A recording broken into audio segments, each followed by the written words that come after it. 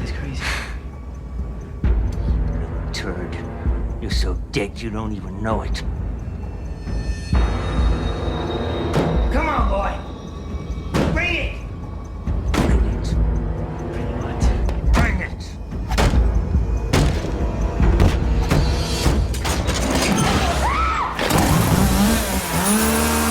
Welcome back, everyone, to our channel. I'm Nikki.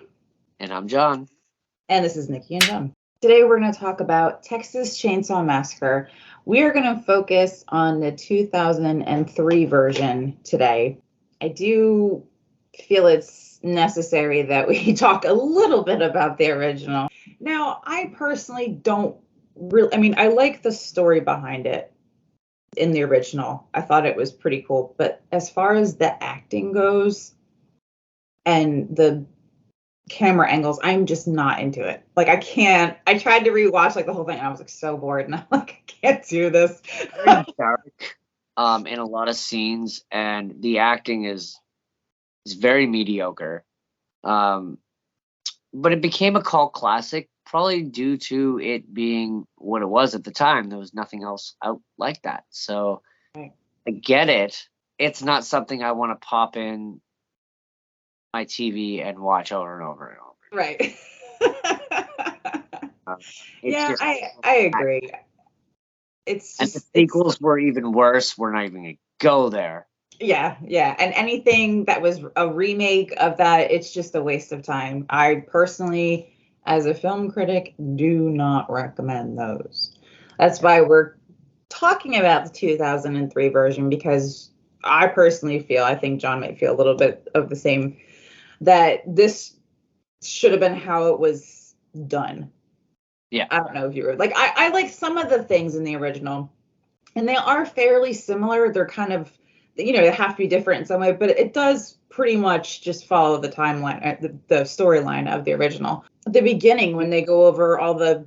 Only slightly different, where like the original, they're going to stay at like a family old home or cottage or something. And this one, they're just passing through, but it's still like 5 kids. It's still coming across this crazy family in their crazy house. But I do like that they kept it back in the 70s. Right. Feel. I like that element of this film as well. In the original, where Sally finds the bodies upstairs in the house, that one in the chair that's like rotted away, I swear that's like, it reminded me of Psycho, the movie Psycho. But right. I thought that the whole Ed Gein story, Leatherface, was based around that story as well. Like, Psycho was a nod to Ed Gein's life. People have a misconception when they see Texas Chainsaw Massacre inspired by a true story. He never used a chainsaw. He actually killed people with a 6-shooter and then dismembered them, but didn't use a chainsaw to do it. But he did create furniture and lamps and clothing out of human skin and bodies and bones and stuff. Yeah, he did do that. But he wasn't running around with a chainsaw with a mask on his face killing people. The story got very drastically changed over time. And Ed Gein didn't even kill that many people. Like when you hear the number compared to some of the other serial killers, his number is quite small compared to the rest. He's kind of a pussy. He just shot them, and then once they were dead, then he did stuff to them.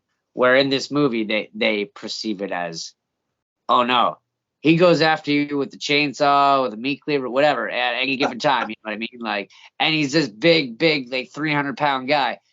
Ed Gein was a really small, skinny guy. He wasn't that very powerful. That's why he just shot people.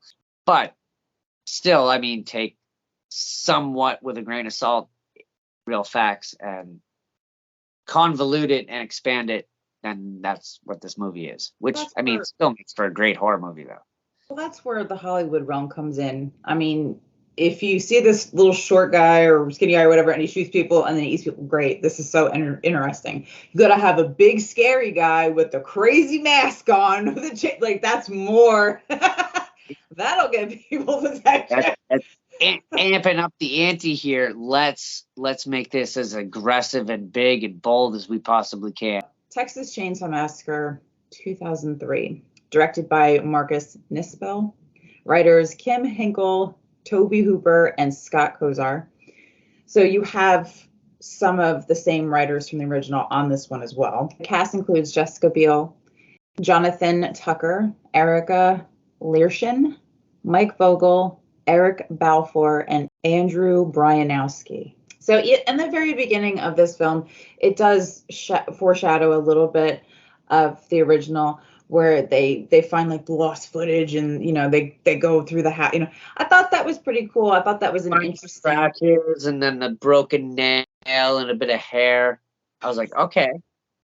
And then when it comes back around later on at the end, you're like, oh, cool. Yeah, no, I seen that earlier. Yeah, that happened. I seen it happen. Oh, yeah, cool. Right. When it happens, I'm like, oh, they showed that at the beginning. Kind of neat. It was. I think that was like done very well to like prove their point of this happening all in like a 2-day span. The main story, anyway. Like, obviously, there was a lot of other dead bodies and body parts there, so it's been happening for a while. But the main focus of this group is in this like 2-day span. Right. I have to say, when I watched the movie and the bumper sticker that says "shit happens" on their van that they drive, it's like, yeah, no shit, you are gonna be in some shit. Absolutely, yeah. I feel like there was a lot of like silhouetting in this film, and I was like, you really couldn't, like, especially when they're running in the woods, like you couldn't see like their facial expressions or anything, and that's what I like. I love to see the intensity in the actors, but yeah. I mean, it still looked cool. You're like through the sheets and whatnot, you really don't see it, but it still looked like really like action-packed movie. Yeah. The sheet scene, a little much. I almost felt like I was having a seizure because I'm like, I don't know who's going where and where's coming. And then all of a sudden he's just right there, like in front of you or something. I'm like, how in the hell? He's so far behind you. And then all of a sudden, I'm like, okay.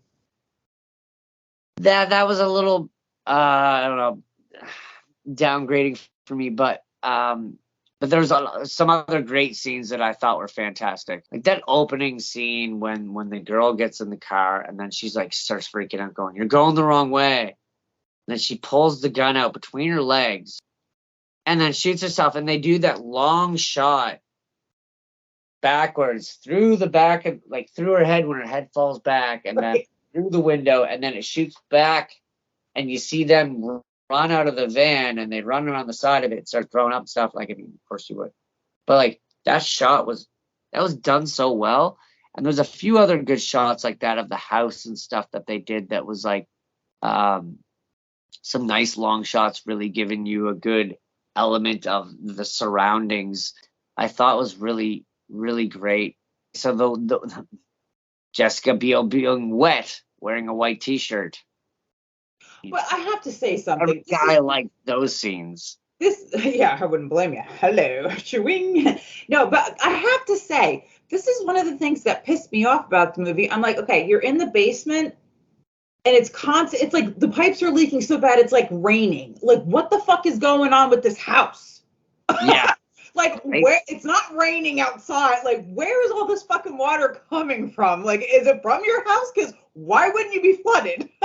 And if it's always leaking, yeah, why isn't it flooded? So do you have a drain off hole somewhere so it just drains out? I'm like, why aren't they swimming? Like, why is this shit coming out of these pipes like it's downpouring?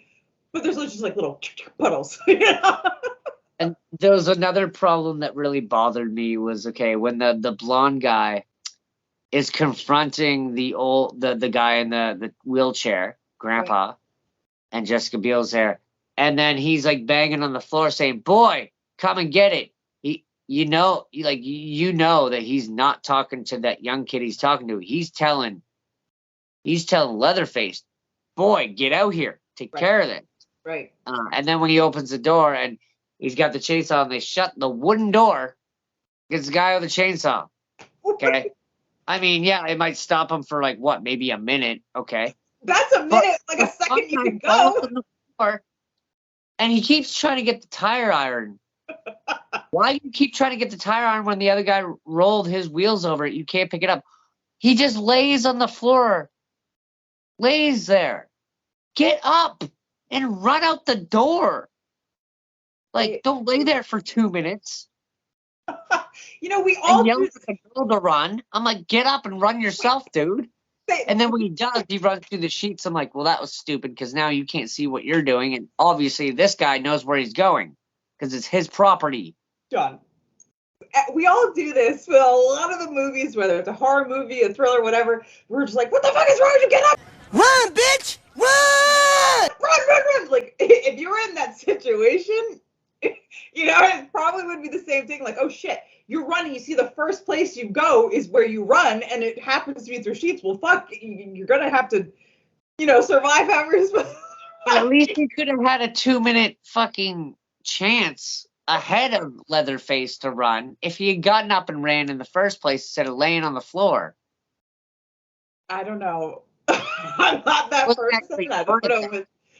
Like, he didn't get his leg lopped off until he was running through the sheets. So, can't tell me you can't run, dude. That's just wild to me. But anyway, those are my bad things to say about the movie. Honestly, I know a lot of people like the one sheriff guy. I don't really care for him. He's kind of like Gilbert Gottfried, where it's kind of like small doses, my dude. Small doses. He's so like annoying. Character. He's always screaming and yelling. Right. And I'm like, all right. Get down a notch. They did a good job with his character in this one. I think he wasn't like yelling as much in this one, but you really get to see his facial expressions a lot in this one. Like when he was like, what, you never seen a dead body before? Let's wrap her up. Pick her fucking head up. Come on. He's like, I respect a dead body as much as anyone else around here. And it's like, dude, that was not respecting a dead body. But like, right from the get-go, see, because at the beginning, you're not supposed to know he's part of the family. Right. You think he's an actual sheriff, but he's so weird and his demeanor's so off. And now, like, this is in the 70s, so, and they're just naive stoner kids in the 70s. They just go along with anything he says. Like when he tells the kid to put the gun in his mouth and pull the trigger and everything, I want to see it. I got to visualize it, blah, blah, blah. I'm like, if you're a real cop, you don't need to see it and visualize it, me acting the murder out or the suicide out. This is fucking crazy. But they're scared for life because this guy seems wacky. They don't really have too many places to turn. I think every avenue that these kids took, whether it was trying to reach the sheriff, Aaron running into the trailer with those two weird ladies that stole the baby, they tried, but it's just, they're surrounded and they just don't know it. Yeah. So every chance, every break they think they get, it's like, oh, fuck, you're in on it too. It's like they can't catch a break. I wouldn't trust nobody in this town. I'd be running out of town and trying to run to the next town and not stopping. Being in that position, I don't really know what you would think. You'd be in panic mode. You probably wouldn't be thinking straight. And you just find lights on in a place and expect, okay, this might be safety. I wouldn't drink the goddamn tea they offered me, though, you idiot. Like, no, I wouldn't have drank nothing. I'd be like, I don't need fucking tea. I need to get the hell out of here. Well, she tried to say that. And she only drank like a sip of it. How much drugs did they put in that fucking cup? Yeah, she didn't take a lot. It just kind of hit her lips, and that was it. I held it up to her mouth, and she just took barely a sip, and then all of a sudden she knocks her out. I'm like, how much chloroform or whatever did you put in that fucking? Was it all chloroform? I really liked the action in it, the thrill of everything. I was actually scared when I saw this in the theater. I was like, wow, that was fucking intense. That was scary. That's how you remake a movie. Anytime Jessica Biel's running in it, are we actually looking at her face? Not at all. I like her lips. That's just me. And it's so funny because she was coming out of Seventh Heaven. I know. And did this movie. So such a drastic movement, and I'm like, oh. From a preacher's daughter. This came out of, you just made a lot of young guys really fucking happy making this movie. Andrew, the guy who plays Leatherface himself, he went to Michael Bay when he found out that Michael Bay was producing this movie, and he literally went up to him and asked him specifically, "Can I be Leatherface?" And of course, he did end up getting the role.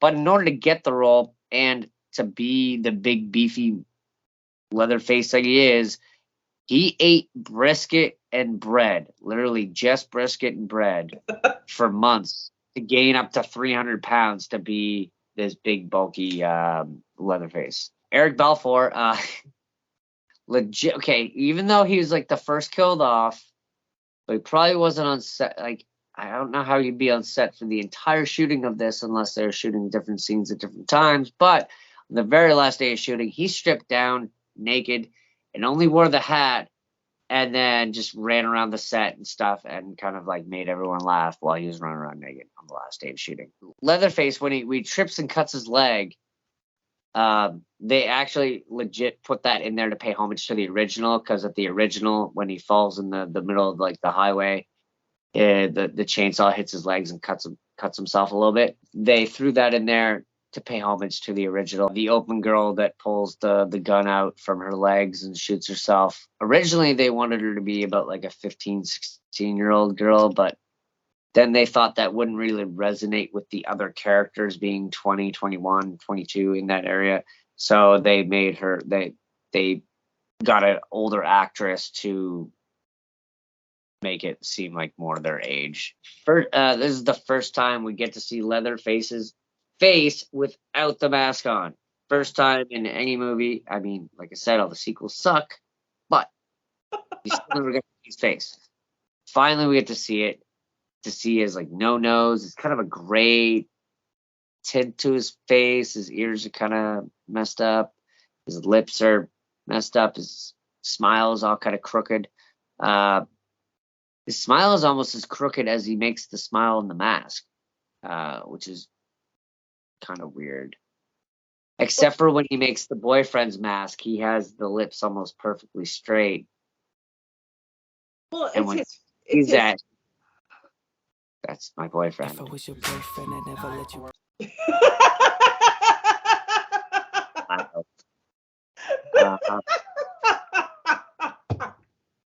No, I liked that part. That was like one of the best parts in the movie for me, when I was like, oh man, you get to see, like, it's like when Darth Vader takes off his mask. It's like, oh man, there's so many other, you know. Like a moment you've been waiting for so long. You're like, vindicated. Like in Halloween, we only get to see like a portion of his face. We're like, right. At least I get to see that. You kind of feel bad for him in a way, and I'm sure everybody, you know, teased them or whatever because of the skin disease or whatever he had on him. You know, right. that makes him sort of a person instead of a monster. Yeah. A little bit of light shed on fats. You know what? And it's funny that you say that. Okay, so bringing back to like when he cut his leg, when the chainsaw hit his leg, and you hear him howling out and like kind of crying and screaming. I'm like, just shows you're just human as the people that you're killing, dude. Evan Rachel Wood was gonna be that open kill, that open girl, and Marilyn Manson was originally supposed to do the music for it. I don't know if they were together when this movie was coming out or if they were separated at that point, but it's just kind of funny that she was going to be the open girl, he was going to do the music, and they were together before, and then all of a sudden neither one of them could do it. It would have been interesting to see what kind of music he would have came up for it, though. Yeah, it probably would have been pretty eerie. Yeah, I can almost put money on that. Yeah, that would definitely mark a very scary moment for that film, would be the soundtrack. The little boy that they find, Jedediah, he was supposed to originally be killed by Leatherface because he was helping them escape. He was supposed to get a saw right down his back. That's how he was supposed to die. Yeah, but I guess either the idea of it, they didn't want it in there because they figured it was too brutal for a child. Totally understand that. I don't think I'd want to fucking see that shit. Daniel Pearl did the cinematography for this film. He was the same guy that did it for the original, which is crazy to me because I don't care for a lot of the camera angles that he did in the original. It's one of the reasons I don't like that movie.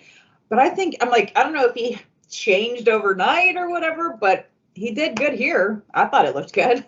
He just took it as like, okay, this is a different time. We have better graphics. We got better makeup. I can do what I wanted to do then. Probably, yeah. Decided to do something completely different. He's like, I already did that. I don't want to do the same thing again. Yeah. Do something different.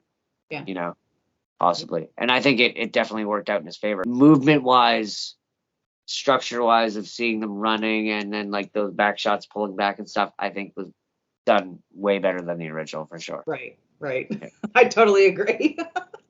This story of Leatherface was based on Ed Gein. He was a serial killer who actually ate and wore his victims. Totally disgusting, but there are people out there like that. There is a deleted scene, which I thought they should have kept in. Erin was supposed to be pregnant.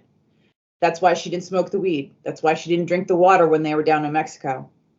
Oh. Yeah, there was a deleted scene, which I will didn't drink the water, you didn't smoke the weed, you didn't do anything, blah, blah, blah. And she's like, where's my ring? Blah, blah, blah. And we do get to see the ring. Yeah. When Leatherface picks it up when it falls out of his pocket, when he turns him upside down before he cuts his face off. Right. He opens up and he finds the ring. I guess it was probably... I wish she found the ring, though, when she was in the basement. I wish she found it. That would have been like, made it that much like, he did have a ring for me. Yeah, but I think the wound is already done. You know as the audience that he had it.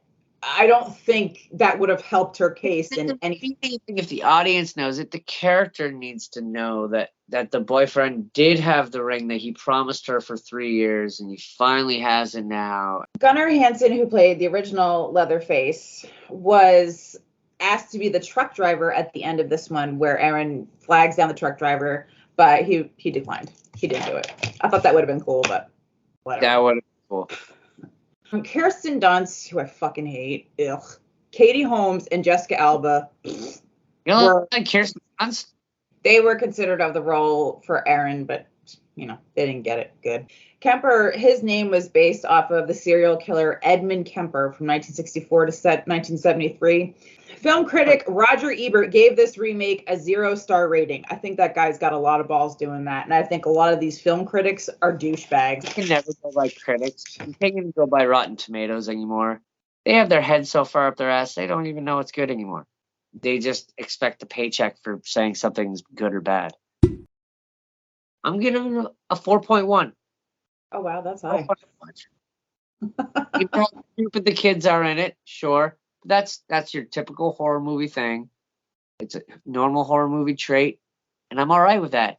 I didn't get to see boobs. That's okay. There was enough little white boob shirt wet action going on. We didn't need to see the boobs. It's okay. But the kills were good. The gruesomeness of it was good. I did wish we got to see a little bit more of him carving Buddy's face off. But hey, can't have it too gruesome at sometimes. So yeah, 4.1. I really liked it. It really scared me. So I would definitely give it a 4. It's definitely high up there. And I thought the acting was so much better. And you just felt more engaged. So next week, we're going to be doing one of my favorite films, Stand By Me. Boom, boom, boom, boom. I have so many fun facts about that film. I'm so excited. Darling, stand.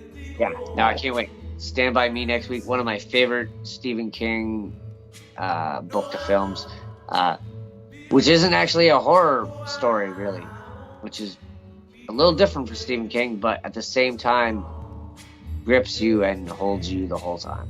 So it's a very I love, that's one of the films I will just stop and watch no matter where it is, and I will watch to the end. It's just one of those films. So please like, subscribe, hit the notification bell, and comment. Let us know what movies you think we should be doing. Until next time. Bye. Bye.